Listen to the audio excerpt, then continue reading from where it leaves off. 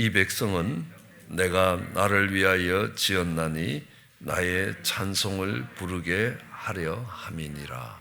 아멘. 저희는 예배에 대해서 살펴보고 있습니다.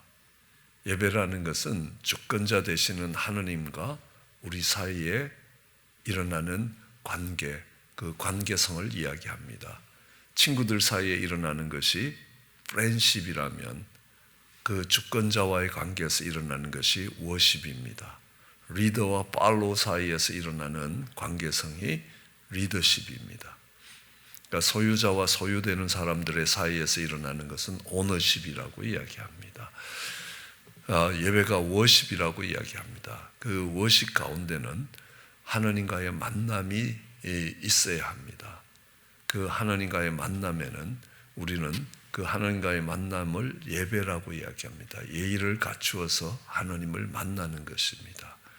그 예배에 갖추어지는 예의는 찬양과 기도와 말씀과 예물이 있다는 것들을 배웠습니다. 오늘은 이 예배가 서비스라는 걸 배웁니다. 우리는 주일 예배를 이야기할 때 썬데이 서비스라고 이야기하죠. 일반적으로 이 서비스라는 것은 이 3차 산업으로 간주되고 있습니다. 1차 산업은 땅에서 생산되는 농산물들을 1차 산업이라고 이야기합니다. 공장에서 만들어지는 것을 2차 산업이라고 이야기합니다. 눈에 보이지 않는 형태이지만 뭔가 가치를 창출하고 있는 것들을 우리는 3차 산업이라고 이야기합니다. 서비스 업종이라고 이야기합니다. 예를 들어서 가장 대표적인 게 BTS라든지 이런 그런 부분들은 어떤 눈에 보이는 재화가 있는 게 아닙니다. 물건이 있는 게 아닙니다. 그렇지만 지금 이 시대는 어마어마한 이 수익을 창출하고 있는 것들을 보고 있습니다. 식당을 가도 또 식당에서 식사를 즐겁게 또 맛있게 잘 할 수 있도록 섬겨주시는 분들이 있습니다. 그런 업종을 우리는 서비스 업종이라고 이야기합니다. 그래서 하나님을 섬기는 것이다. 그래서 우리는 이 하나님을 섬기는데 이 하나님을 섬기는 자리에서 어떻게 섬겨가야 되느냐. 마치 종이 주인을 섬기듯이 섬기는데 그 기본 자세가 뭐냐 하면 그 속에 있는 기쁨과 감사와 이런 부분들이 포함되어 있다. 언젠가 이상구 박사님이 저희 건강 세미나를 오셔서 이렇게 몇 가지 예화를 사용하신 게 있는데 굉장히 오래오래 기억이 남으면서 굉장히 귀중한 예화들이다라고 생각을 했습니다. 이상구 박사님이 이야기합니다. 이렇게 본인이 꼭 여행하고 싶은 곳이 있는데 뉴질랜드의 해변가를 걸어가는 트레일을 걷는 그런 관광 상품이 있다고 합니다.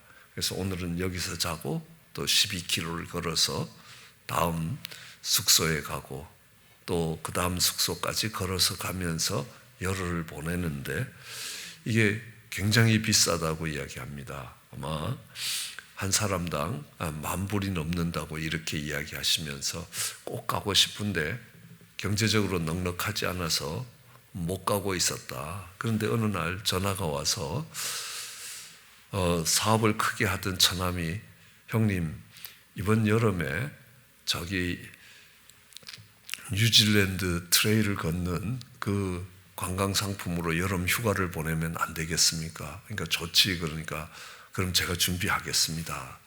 그리고 며칠 뒤에 전화가 왔습니다. 제가 다 여행사에 이야기해서 그러니까 우리 가족들 거 또 형님 부부 거 다 준비해 놨으니까 절대로 안 가시면 안 됩니다. 이게 취소가 안 된답니다. 반드시 가셔야 된다고. 그러니까 반드시 가죠. 이게 평생의 꿈과 같은 그런 계획이었는데요. 그러니까 너무너무 기분이 좋은 겁니다. 그 다음에 처남이 집에 와서 정말 집에 올 일 있으면 잘해줬다는 겁니다. 그러면서 본인이 깨달은 건 뭐냐면 이게 복음이다. 하나님이 우리를 구원하시고 하나님은 은혜를 베푸시고 정말 하나님이 좋은 자격 없는 자에게 귀한 영생이라는 선물을 주셔서 너무너무 기쁨으로 이렇게 그 하나님을 섬기게 되는 것. 이게 예배구나. 반대로 자기가 지금까지 속해 있었던 안식교는 조사구원론이라는 겁니다. 이 조사구원론이라는 게 마지막에 죽고 나면 이 사람을 조사를 해서 선과 악을 비교한 뒤에 이게 많으면 통과고 아니면 불합격이다라는 이 구원론을 갖고 있습니다. 안식교가 토요일에 예배를 드리기 때문에 이단이 되는 건 아닙니다. 토요일에 예배를 드리는 것들은 우리는 한번 다시 생각을 해봐야 될 문제입니다. 우리가 드리는 주일 예배도 정말 주일인가 한번 생각해 봐야 되는 거거든요. 왜냐하면 히스기야 때 일령표가 뒤로 돌아갔습니다. 시간이 까꿀로 흘렀다는 겁니다. 그리고 기브온 족속과 싸울 때에 여호수아가 해야 서라는 겁니다. 그 시간이 섰다는 겁니다. 그럼 그걸 합치면 24시간이 되는데 하루가 된다고 이야기합니다. 그럼 그 하루를 빼야 됩니까? 더 해야 됩니까? 다른 전체 시간은 움직였는데 거기만 섰다는 겁니다. 우주의 시계는 여전히 움직였고 이 자전과 공전이 움직이고 있는 거기만 잠깐 섰는데 그러면 시간이 간 걸로 쳐야 되느냐 안 간 걸로 쳐야 되느냐 이렇게 따지면 실제로 그 날도 그 날로서의 의미가 조금 더 다르게 생각해 봐야 된다는 것들을 알 수 있습니다. 그래서 그 조사구원론에 의해서 정말 내가 육종암이 걸린 환자가 와서 내가 죽으면 천국 갈지 안 갈지 몰라서 두렵다는 겁니다. 왜 당연히 가는 거 아니냐는 겁니다. 아니라고 우리는 그렇게 배우지 않았다고. 그러면서 자신이 잘못된 구원론 속에 있었다라는 것들을 깨닫고 안식교에서 나오실 수 있었습니다. 그렇습니다. 우리가 하나님을 섬기는데 그러니까 우리가 열심히 전도하는 것도 마찬가지입니다. 여호와의 증인들이 아마 우리 성도님들보다 더 열심히 전도하는 것 같아요. 매일 이 일정한 장소에 나와서 전도지를 돌려주고 성경을 읽어가면서 이렇게 전도를 합니다. 왜 그분들이 그렇게 열심히 전도를 하느냐? 전도를 해야 구원을 받기 때문입니다. 아마 처남이 이야기해서 형님, 자 7월 달에 형님하고 같이 저기 뉴질랜드 트레일 관광을 가려고 하는데 형님이 앞으로 그때까지 잘해주시면 제가 데리고 가고 아니면 안 데리고 가겠습니다. 이러면 이게 안식교가 되어버린다는 겁니다. 다 준비했으니까 형님 그때 꼭 같이 가야 됩니다. 그러고 나니까 이 처남이 되게 좋아 보이고 또 더 평소보다 잘해주게 된다. 이것이 그러니까 우리의 구원과 하느님이 베푸시는 은혜라는 겁니다. 받을 자격이 있는 자가 받는 게 아니지 않습니까?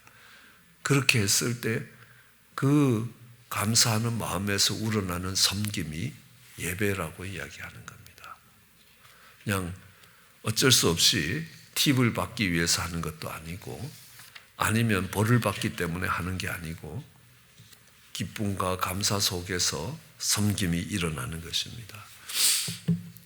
또한 우리는 이 하나님을 섬기는 과정들을 이렇게 볼 수 있습니다. 하나님의 언약궤를 옮기는 일을 보면서 하나님의 임재가 정말 흘러갈 수 있도록 하나님의 손과 발이 되어 움직여주는 모습들을 볼 수 있습니다. 거기에는 두 사람이 있습니다. 그러니까 웃사라는 사람이 있고 오벳 에돔이라는 사람이 있었습니다.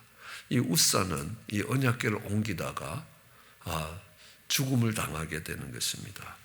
그런데 거기에 비해서 오벳 에돔은 그러니까 복을 받게 됩니다. 하나님이 그 옮기는 과정 속에서 오벳 에돔을 축복하는데 오벳 에돔뿐만 아니라 하나님께서 역대상 13장 14절에 보면 여호와의 궤가 오벳 에돔의 집에 그 권속과 함께 석 달이 있으니라.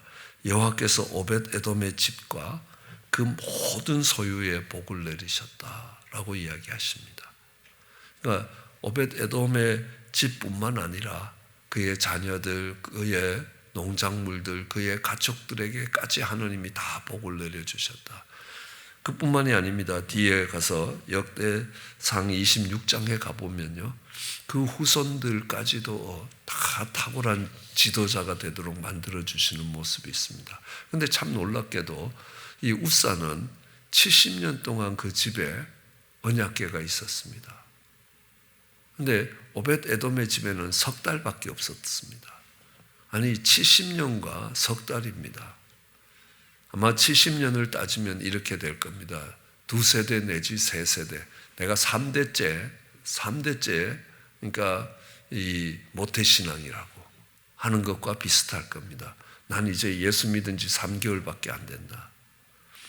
근데 왜 우사는 무너지고 정말 오벳 에돔은 그 언약궤를 옮기는 일로 인하여 정말 감당할 수 없는 하나님의 은혜와 축복을 받게 됩니까? 그 차이가 무엇냐는 겁니다. 우선 우사는 그것을 운반하는데 수레를 동원했습니다. 원래 언약궤를 운반할 때는 4사람이 짊어지고 운반하게 되는 겁니다. 수레에 싣고 가면요, 별로 수고가 없습니다. 편한 방법입니다. 땀 흘릴 이유가 없습니다. 근데 하나님의 영광이, 하나님의 임재가 정말 퍼져가는 데에는 이 십자가라는 수고가 있어야 되는 겁니다. 희생이 없는 제사는 하나님이 받으시지 않는다는 겁니다. 내가 이 일을 함으로 인하여 내가 포기해야 되는 것이 무엇인가를 봐야 합니다. 다윗이 전염병을 세우기 위해서 오르난의 타작마당을 찾아가서 번제를 드리려고 할 때 오르난이 다 쓰십시오. 이 타작마당을 쓰시고, 그리고 소를 잡아서 제물로 쓰시고, 이 농기구를 깨트려서 그걸 화목으로 쓰시고, 지금 밀이 있으니까 이걸 소재로 쓰셔야 된다. 그러니까 번제가 있으면 반드시 소재가 따라가야 된다는 것도 이 오르난은 알고 있었던 겁니다. 모든 걸 다 쓰셔도 됩니다 라고 이야기합니다. 그때 이제 다윗이 하는 말이, 하나님은 희생이 없는 제사를 받지 않는다. 그리고 그 오르난의 타작마당을 뭐 상상을 할 수 없는 어마어마한 돈을 주고 그 땅을 사들이고, 그리고 정말 거기에 대한 변상을 하면서 그걸 합니다. 그러니까 다윗이 할 수 있는 최대한의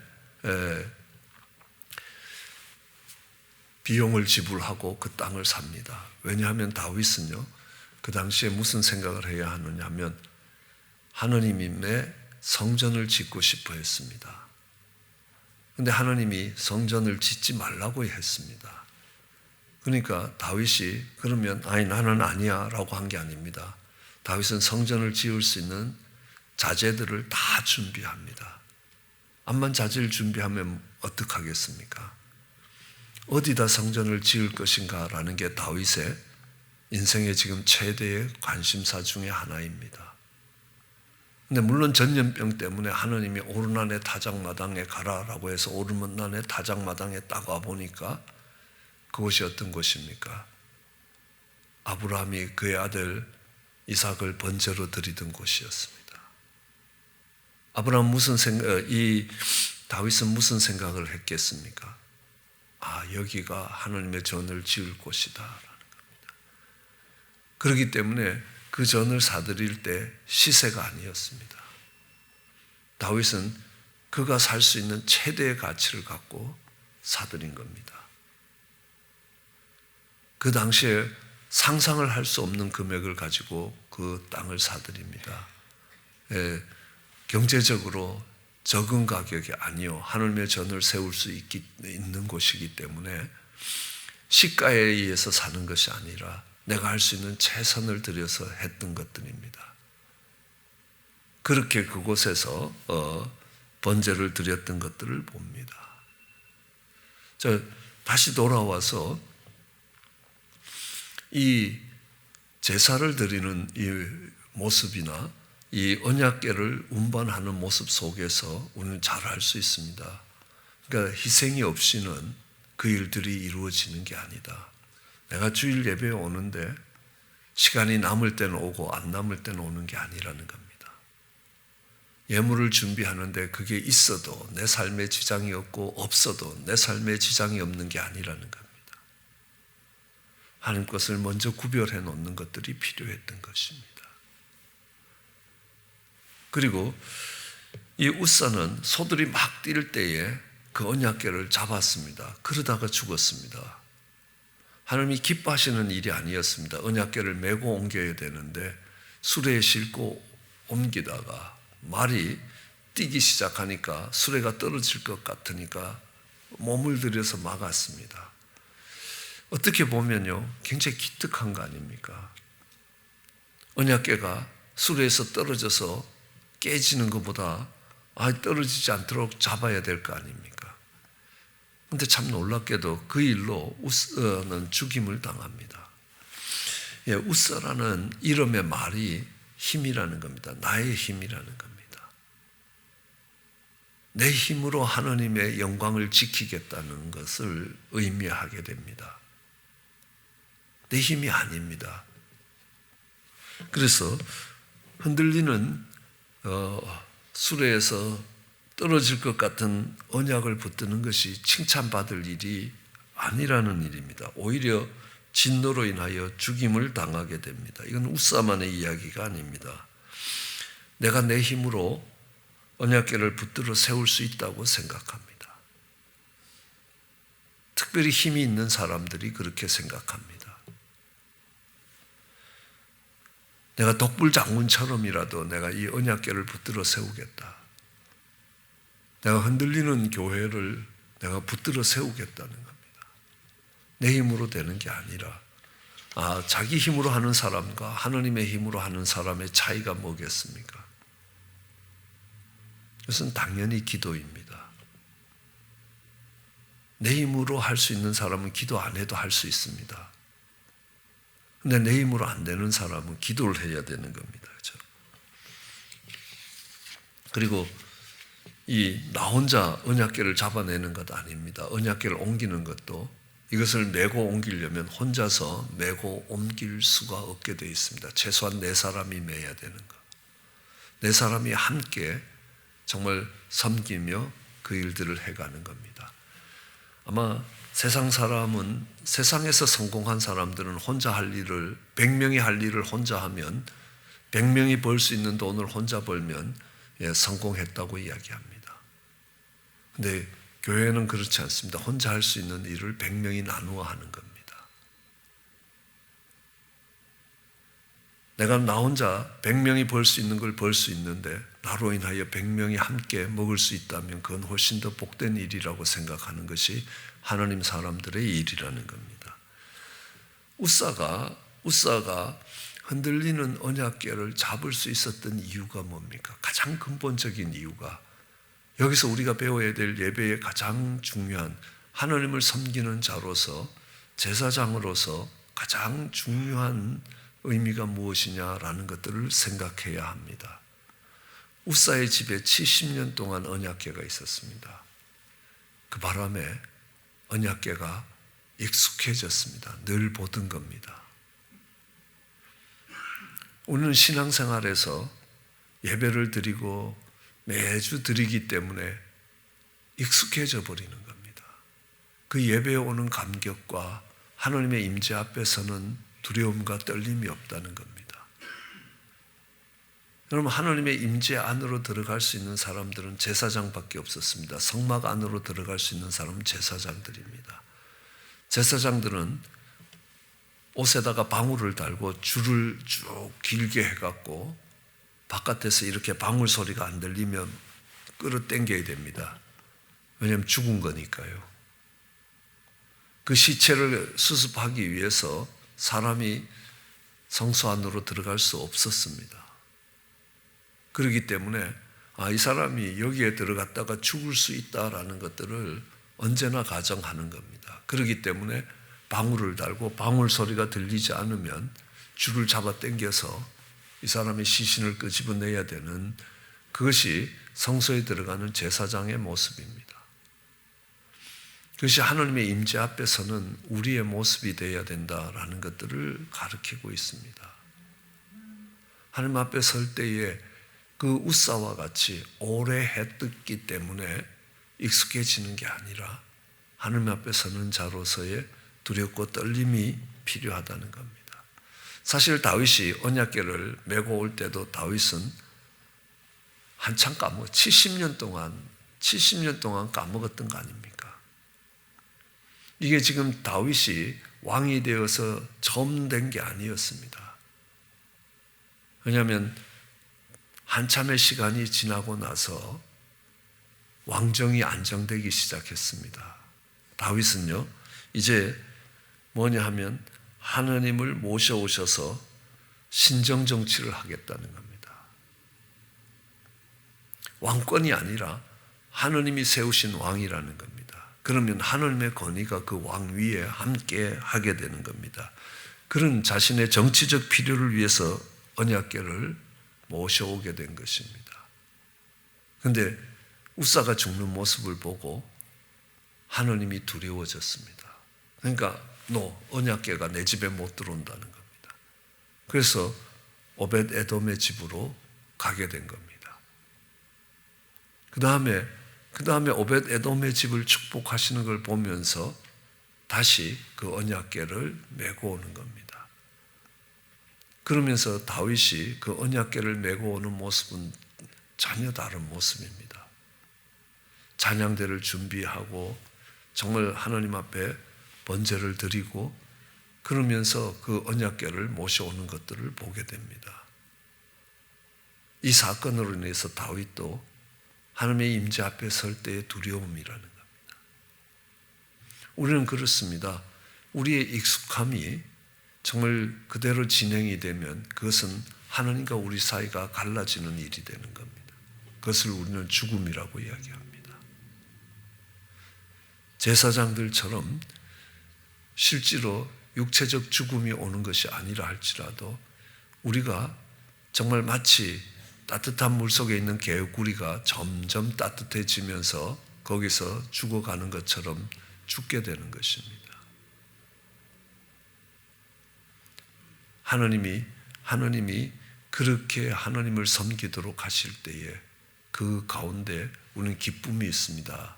자원하는 마음이 있습니다. 여러분 찬양이라는 게 그런 거 아닙니까? 내가 내 백성을 나를 위하여 내 백성을 지었는데 나의 찬송을 부르게 하기 위함이라. 이게 요즘은 녹음기가 발전돼서 녹음기를 꼭 누르면 내가 당신을 찬양합니다. 녹음기를 꼭 누르면 내가 당신을 찬양합니다. 이렇게 할 때 이게 찬양이 안 되지 않습니까? 찬양이라는 것은 자원하는 심령으로 상대를 높일 때 그게 찬양이 되는 겁니다. 하나님이 그렇게 그 백성들이 자신을 찬양하기를 원합니다. 그러나 그렇다고 해서 그 속에 두려움이 없어져서는 안 된다는 겁니다. 하나님의 임재 앞에 서서는 떨림과 두려움을 가지고 그 임재 앞에 서야 한다는 겁니다. 그리고 또한 그 한편으로 감사와 기쁨을 가지고 그 하나님을 찬양할 때 그것이 참된 예배가 되고 하나님을 섬기는 일이 되게 됩니다. 그렇게 하나님께 예배하는 자가 되기를 주의 이름으로 축원합니다. 기도하시겠습니다. 사랑과 은혜가 많으신 하나님, 귀하고 복된 날 주시고 하나님 예배에 대해서 듣게 하시며 우리가 하나님 앞에 어떻게 서야 하는지, 하나님을 만나러 나아갈 때 어떻게 준비해야 되는지 하나님 기억하게 하여 주시고 하나님과 함께 살아가는 삶의 모습이 되게 은혜를 더하여 주시기 원합니다. 다니엘이 하나님의 눈길 앞에 살았던 것처럼 하나님 그 삶이 얼마나 존귀한 삶이 되었던 것처럼 예배하는 자의 자세로 살아갈 수 있게 은혜를 더하여 주시기 간절히 소원합니다. 감사합니다. 예수님 이름으로 기도드렸습니다.